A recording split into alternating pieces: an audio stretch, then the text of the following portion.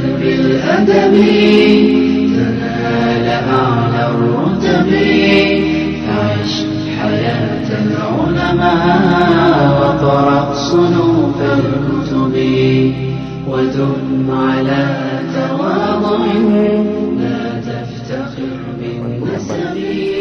Bismillahirrahmanirrahim. An Abi Sa'id Al-Khudri radhiyallahu ta'ala anhu qala Sami'tu Rasulullah sallallahu alaihi wasallam yaqul man ra'a minkum munkaran falyughayyirhu biyadihi fa in lam yastati' fa bi lisanihi wa in lam yastati' fa bi qalbihi wa dhalika adhaful iman.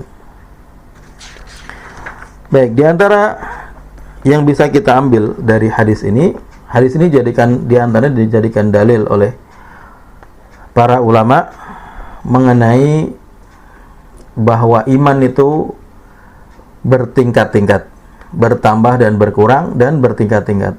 Ahlussunnah wal Jamaah berpendapat iman itu bertingkat-tingkat, tidak semuanya sama. Maka ada imannya para nabi, ada imannya para sahabat, ada imannya para ulama, ada imannya orang awam, ada imannya para pendosa, ada imannya orang yang tidak melaksanakan kewajiban-kewajibannya dan seterusnya.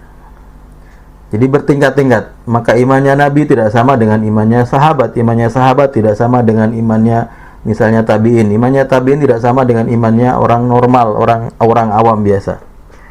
Ada peringkatnya. Dan karena ada peringkatnya, maka iman itu bisa bertambah. Artinya orang bisa menaikkan peringkatnya. Dia imannya orang awam, tapi karena dia terus-menerus memupuk keimanannya dengan amal soleh, maka kemudian dia naik tingkatannya menjadi seperti imannya para ulama misalnya. Jadi iman itu bisa dinaikkan, bisa ditingkatkan. Dengan apa? Ulama mengatakan yazidu bil ta'ati wa yanqusu bil ma'siyah. Jadi ulama mengatakan al-imanu yazidu wa yanqusu, yazidu bil ta'ati wa yanqusu bil ma'siyah. Iman itu bertambah dan berkurang, bertambahnya dengan melakukan ketaatan dan berkurangnya dengan melakukan kemaksiatan. Maka dari sini kemudian Ahlussunnah wal Jamaah mendefinisikan iman itu al-imanu tasdiqun bil qalbi wa iqrarun bil lisani wa amalun bil jawarih. Iman itu diawali dari membenarkan dalam hati.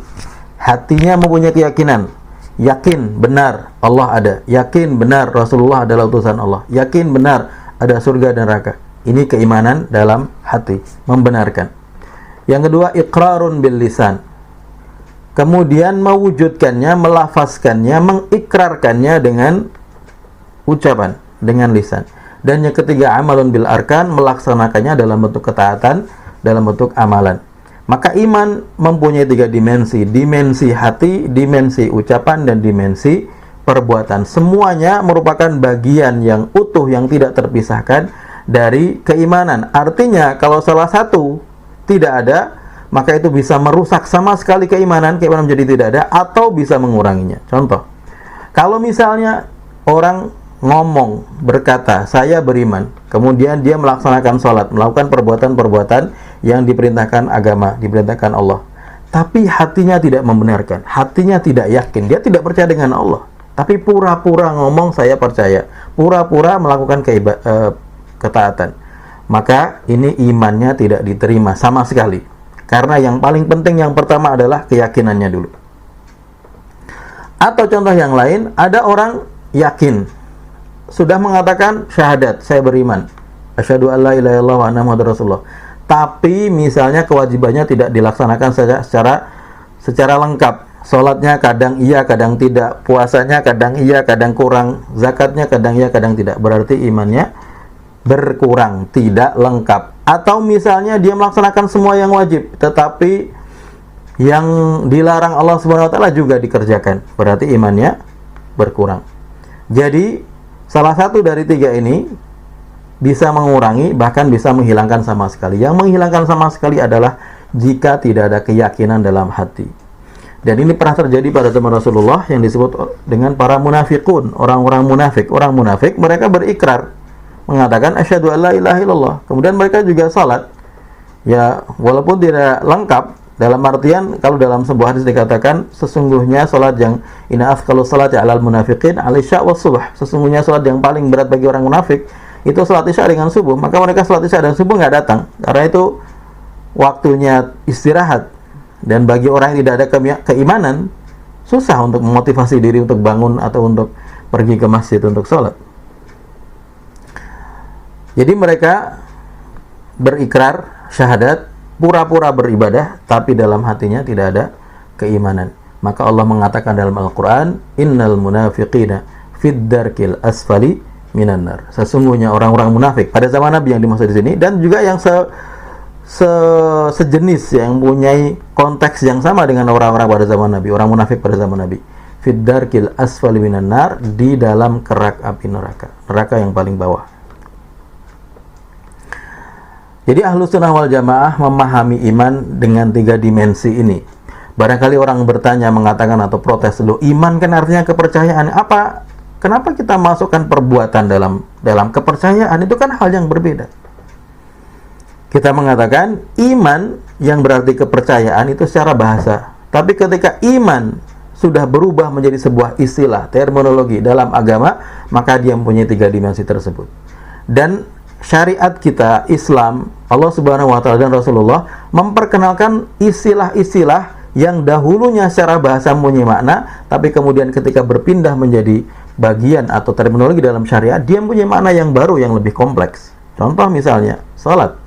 Salat secara bahasa artinya berdoa. Yusolli artinya berdoa. Tetapi ketika kata salat kemudian diadopsi dalam tanda kutip, ya, diambil oleh Allah Subhanahu wa Ta'ala sebagai istilah peribadatan tertentu, Allah menyebut dalam Al-Quran, aqimus shalah wa atuz zakah. Kata aqimus shalah, tegakkan salat, bukan artinya tegakkan berdoa, bukan. Karena Allah Subhanahu wa Ta'ala sudah merubahnya, menggunakannya untuk istilah baru, terminologi yang baru dalam syariat, maka kemudian itu menjadi hal yang baru, yang lebih lengkap, bukan hanya sekedar sholat. Maka kemudian ulama memberikan definisi sholat adalah ucapan dan perbuatan yang diawali dengan takbir, diakhiri dengan salam, dengan rukun-rukun, dengan syarat-syarat tertentu. Berarti dia berubah menjadi dari makna bahasanya menuju makna terminologi secara agama yang itu lebih kompleks atau lebih sempurna. Sama dengan keyakinan tadi, iman secara bahasa artinya percaya, tapi ketika digunakan dalam istilah syariat, maka iman itu mempunyai makna yang berbeda, yang lebih lengkap tadi, mengandung 3 dimensi. Nah, dalam hal ini ada satu firqah, satu kelompok dalam Islam dulu munculnya. Sekarang barangkali tidak ada yang mendeklar, mengatakan dia mempunyai keyakinan ini, atau mungkin barangkali dia mengikuti, barangkali ada orang yang mengikuti, tapi sebagai sebuah kelompok yang hidup di masyarakat barangkali tidak ada. Yaitu kelompok Jahmiyah yang mengatakan bahwa iman itu adalah kepercayaan dalam hati saja. Maka iman itu tidak bertambah dan berkurang karena dia keyakinan. Keyakinan tidak bisa bertambah, tidak bisa berkurang. Dia tempatnya dalam hati. Dan keimanan itu sama semua. Imannya Rasulullah sama dengan imannya perampok, naudzubillah min dzalik. Imannya Abu Bakar sama dengan imannya pencuri misalnya.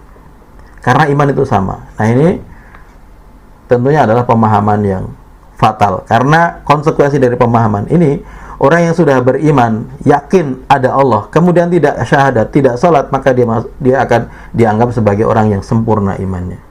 Padahal dalam Islam 3 dimensi ini harus terpenuhi untuk dikatakan sebagai seorang mukmin yang sejati.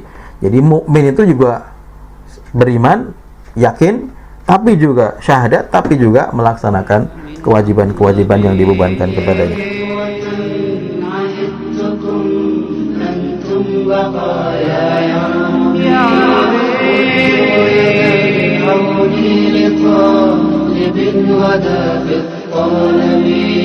هيا فوافر